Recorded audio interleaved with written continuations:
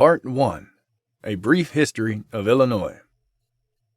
Illinois, a grand and varied state lying just east of the Mississippi River, a land residing just past the uncharted far state of Missouri, and just north of the tropical hellscape of Florida, has been a part of our great nation since its founding by the Native American tribe, the Patchouli, in the early to late 1300s.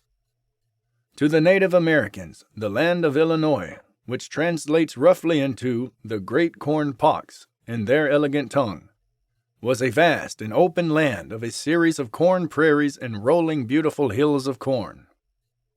Though corn was found here in a gross overabundance, they also hunted the beautiful thralls of deer that were so vastly overpopulated, it is believed that for every Native American man there was at least 50 strong deer, both bow and duck.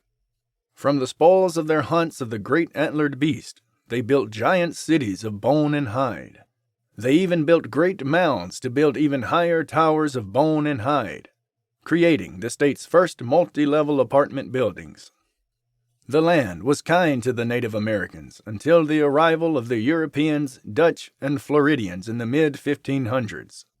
They brought along with them rifles, the rail, and fierce sexually transmitted diseases. By the end of the 1500s, the deer population declined greatly due to the overhunting practices of the new men, who often clashed with the Native American population over land and animal hunting ground disputes, and what could only be described as the Great White Privilege, or what is often referred to by Native American oral historians as the audacity and hubris of these pale motherfuckers. Regardless, in a mere 50-year span, the native deer population is believed to have dropped from 50 billion to a meager 25 million, a decline so steep and unprecedented in history that people do not even possess the scientific abilities to calculate such a loss at that scale. Without the immense deer population to pollinate the corn plants and prairies, over the next 100 years, the corn began to decline from the great Illinois lands and would not return until the 1800s.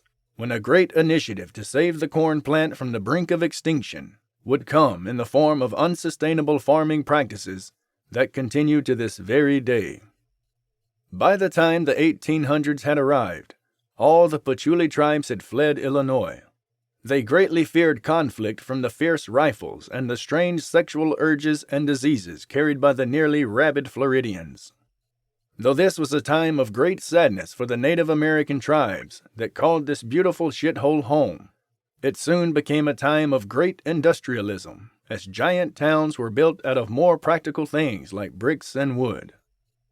Giant forests of trees were transported in by the great rail from nearby Missouri and Iowa, until Illinois had a strong and thriving population of oak, pine, ash, maple, and yard trees. A former yogurt magnate and beef businessman from the fabulous city of San Francisco, Nevada, named John D. Allen Cole Johnson, established the capital city in the year 1879. He named it Springfield after his most beloved goat that he enjoyed fucking. To keep listening to this audiobook, I've left you a link in the description so you can do it, at no cost thanks to Audible's 30-day free trial.